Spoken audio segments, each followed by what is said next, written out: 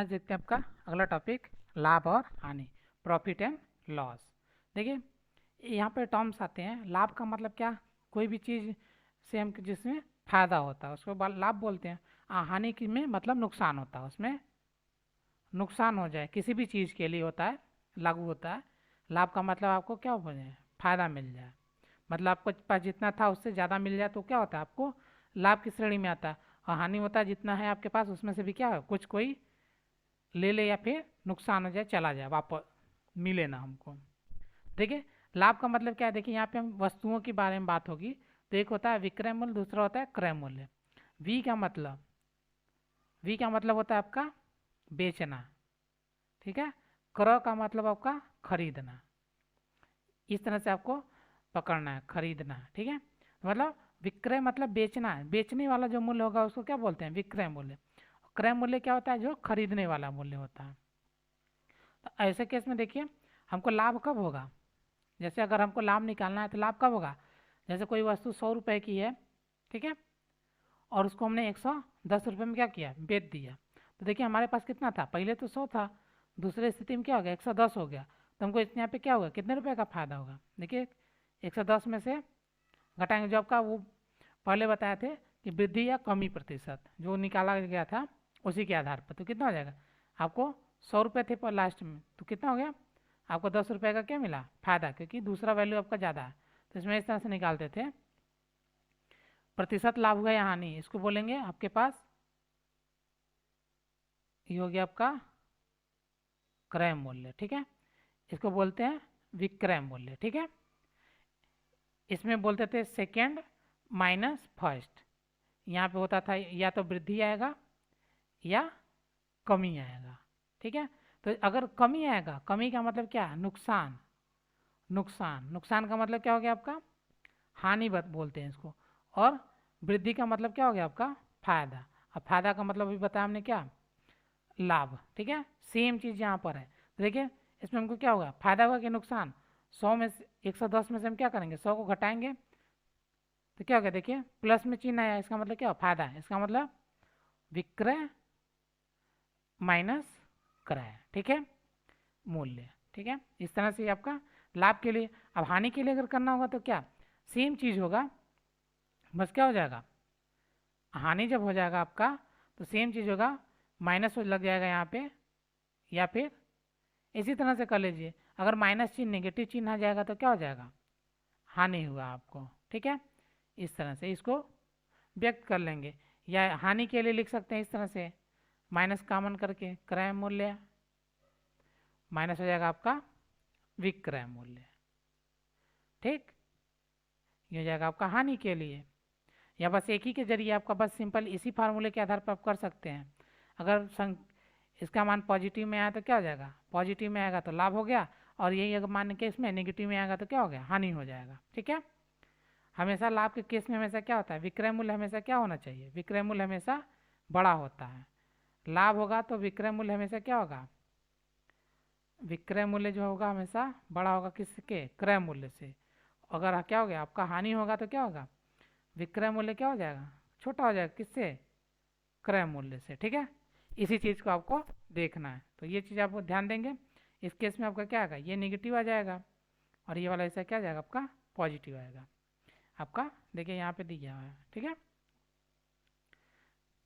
चलिए आगे देखते हैं आपका, करें आगे कुछ दिया हुआ है कि अगर मान लीजिए किसी चीज़ का मरम्मत कर दिया गया, जैसे आपने स्कूटी खरीदा या कुछ खरीदा तो उसमें मरम्मत कर दिया, सीट सीट चेंज कराया, सीट कवर चेंज कराया, व्हील में प्रॉब्लम था तो व्हील को चेंज को रिपेयरिंग कराया, तो ये सब जो भी आता है वो सब किस में आ जाएगा। जैसे आपने 100 रुपये में ख़रीदा था और उसमें 20 रुपये क्या हो गया, मरम्मत के भी लग गए, तो टोटल कितना हो गया, 120 रुपये का आपका कास्ट हो गया, खर्च हो गया। तो इसको बोलते हैं, ये सब किस में आएगा, क्रय मूल्य में आएगा, ठीक है, कास्ट प्राइस में, ठीक है। तो यहाँ पे देखिए इंग्लिश में इसको क्या बोलते हैं, क्रय मूल्य को क्या बोलते हैं, कास्ट प्राइस, ठीक है, कास्ट प्राइस, सेलिंग प्राइस, ठीक है। विक्रय मूल्य को क्या बोलते हैं, सेलिंग प्राइस। चलिए आगे, अब देखिए आपका अभ्यास 12H। इसमें देखिए सबसे पहला क्वेश्चन साड़ी भरना है, एक एक करके मान दिया हुआ है। पहला देखिए क्रय मूल्य कितना 100, विक्रय 114। देखिए खरीदा कितने में है 100 रुपये में, अब बेचा कितने में 114 में। तो लाभ होगा कि हानि? आपका लाभ होगा, कितना होगा?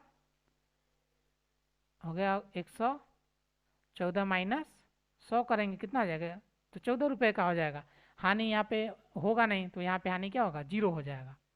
ठीक है, अगला देखिए खाली जगह पहला कर दिया है, विक्रय कितना दिया है 1500, लाभ दिया है 200। तो इसका मतलब हानि तो होगा नहीं, इसका मतलब यहाँ पे 0 कर सकते हैं या फिर डैश दो बनाया वो भी ठीक है, इसी तरह से रहने देते हैं। देखिए 200 का लाभ हुआ, इसका मतलब 1500 में बेच दिया, तो बेचेगा लाभ कब होगा 200 का? जब हमने कम में खरीदा हो। 1500 में से 200 घटाएंगे कितना आएगा? 1300। ठीक है, 1300 में उसने खरीदा होगा, 1500 में बेचा, तो 200 का उसको लाभ मिलेगा। अब देखिए क्रय मूल्य आपका 200 है, विक्रय पूछ रहा है, लाभ नहीं हुआ, क्या हुआ? हानि हुआ, कितने का? 100 का। इसका मतलब जो 200 रुपये की वस्तु थी उसको कितने में बेचा? 100 रुपये में बेचा होगा, तभी क्या होगा? 100 रुपये का उसको नुकसान हो जाएगा। आगे 1200 का कोई वस्तु क्या था खरीदा और 1110 में बेच दिया। देखिए तो यहाँ पे विक्रय माइनस क्रय, इस तरह से देखिए कितने में 1110 में ही बेच दिया, खरीदा कितने में 1200 में। देखिए चिन्ह कौन सा आएगा? 1100 बढ़ा के 1200, 1200 माइनस में आएगा, इसका मतलब क्या? हमको घाटा होगा, तो ये लाभ नहीं होगा यहाँ पे। देखिए ये चिन्ह क्या है? ये सब खाली ब्लैंक दिया हुआ है, तब क्या करेंगे? घटा देंगे। तो 1200 में से 1110 घटाइए, 1200 में से 1110 का क्या करें? माइनस करेंगे, कितना आ जाएगा? 90। तो इसका उत्तर कितना आएगा? 90। ये आपका होगा क्वेश्चन नंबर 1। इसमें बस इतना ही बनना था। चलिए आगे क्वेश्चन नंबर 2। करा रहीम ने एक घड़ी 1400 रुपये में खरीद कर 1600 में बेच दिया। खरीदा कितने में? 1400। खरीदना जब कहेगा तो क्या क्रय हो जाएगा, और बेचना कहेगा तो ये आपका विक्रय हो गया। अब यहाँ से आपको साफ साफ दिख गया, तो उसे कितना लाभ हुआ? तो सीधे सीधे लिखिए, लिखेंगे घड़ी का क्रय मूल्य बराबर कितना हो गया? क्रय मूल्य 1400 और विक्रय मूल्य हो गया आपका कितना है? 1600। देखिए लाभ पूछ रहा था, सीधे सीधे लाभ की बात कर रहा था। देखिए बेचा है 1600 में तो लाभ ही होगा, इसलिए लाभ बराबर क्या होगा? विक्रय मूल्य माइनस क्रय मूल्य। ये हो जाएगा आपका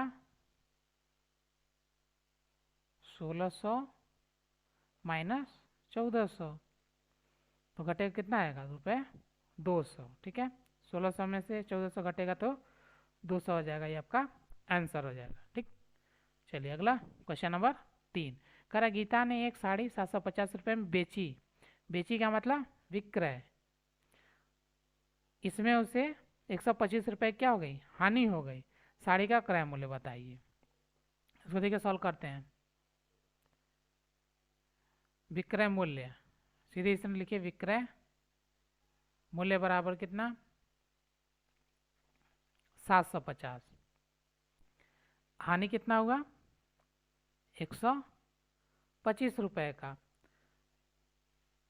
तो साड़ी का क्रय मूल्य पूछ रहा है, तो क्रय मूल्य बराबर क्या होगा? ठीक है, ये करा। अब देखिए हानि हुआ है, तो हानि के केस में क्या करेंगे? हानि का सूत्र लगाएंगे। हानि बराबर क्या होता है?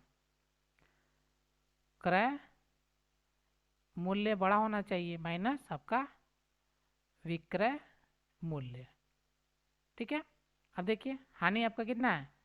125 रुपये, और क्रय मूल्य आपको पूछ रहा है, तो क्रय मूल्य को इसी तरह रख देते हैं। क्रय मूल्य विक्रय कितना है? 700 रुपये है।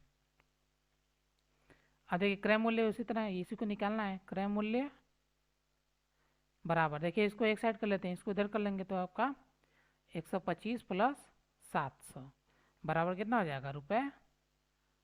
₹825 रुपये का उसने क्या किया? उसका विक्रय ये क्रय मूल्य था। खरीदने वाला मूल्य कितना था? 825 रुपये। ठीक है, इसमें आपका सिंपल फार्मूला ही लगाना था, तो उस हिसाब से आ जाएगा आपका। और दूसरा तरीका जो हमने बताया था कि ये वाला जो है विक्रय मूल्य क्रय मूल्य, इसको अदला बदली नहीं करना, तो यहाँ पे क्या लिखेंगे, लाभ बराबर विक्रय मूल्य माइनस क्रय मूल्य,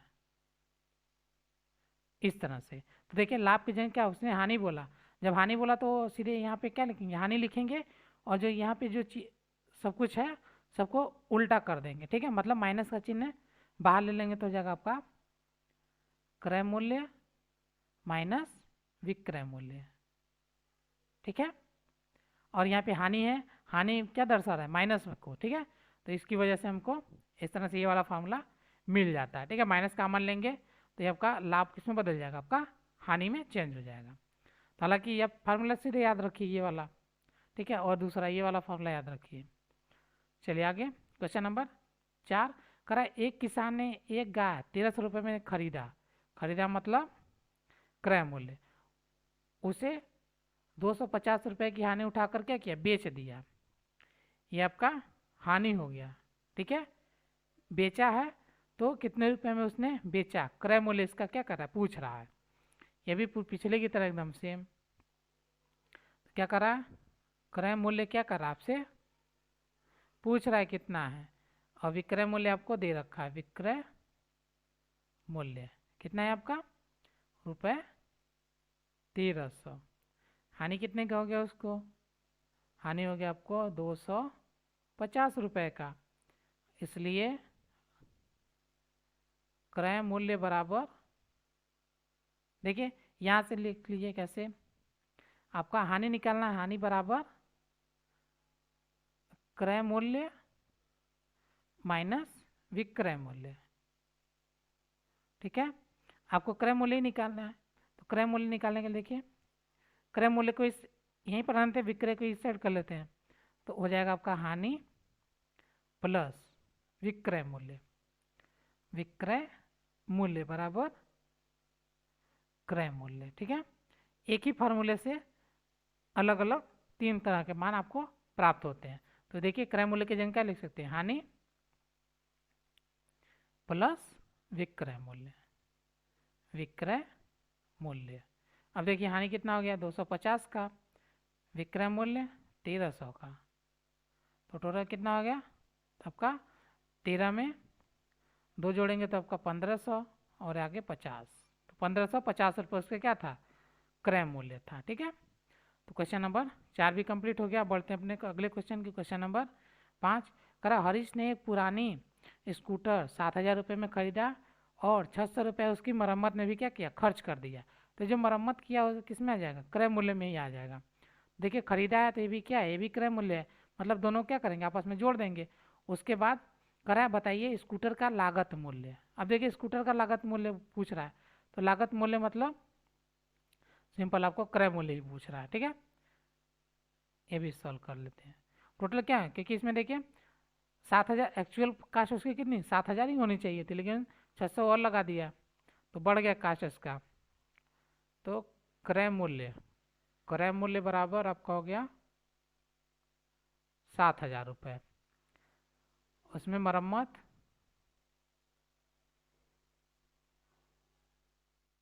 600 रुपये का करा दिया, इसलिए कुल लागत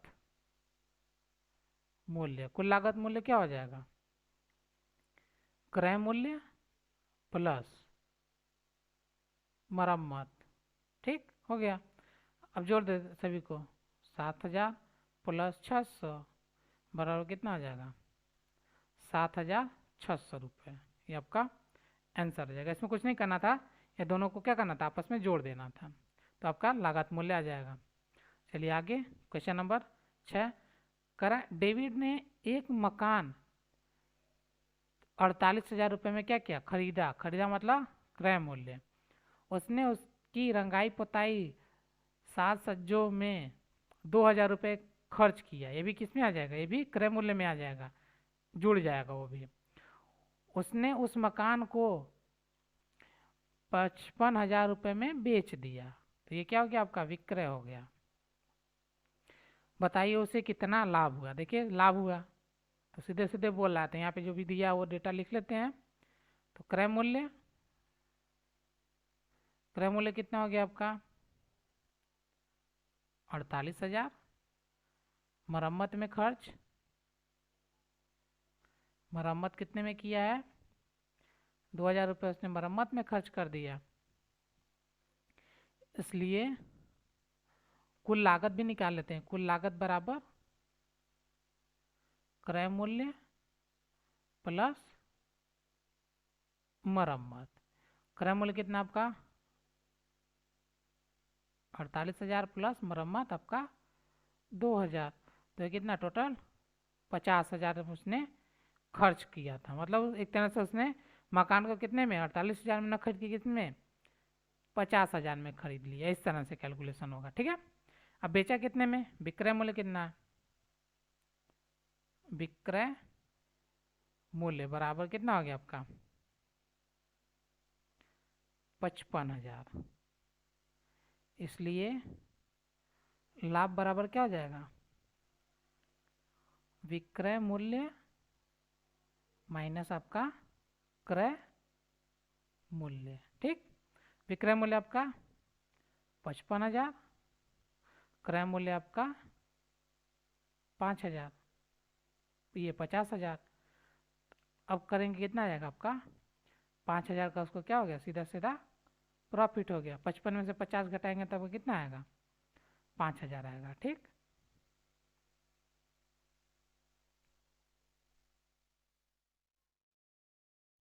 का आंसर हो गया। तो ये रहा आपका क्वेश्चन नंबर 6 का सलूशन। अब बढ़ते हैं अगले क्वेश्चन की ओर। अब देखिए आगे आपका अगला टॉपिक है प्रतिशत लाभ और प्रतिशत हानि। कैसे निकालेंगे इसको देखेंगे आपका नेक्स्ट वीडियो में। तब तक के लिए धन्यवाद। हमारे चैनल पर वीडियो देखने के लिए धन्यवाद। ऐसे ही और वीडियो देखने के लिए प्लीज हमारे चैनल को लाइक, सब्सक्राइब करें और बेल आइकन को प्रेस करें, जिससे हमारी हर वीडियो की नोटिफिकेशन आप तक पहुंचे। वीडियो को अपने दोस्तों को भी शेयर करें। धन्यवाद।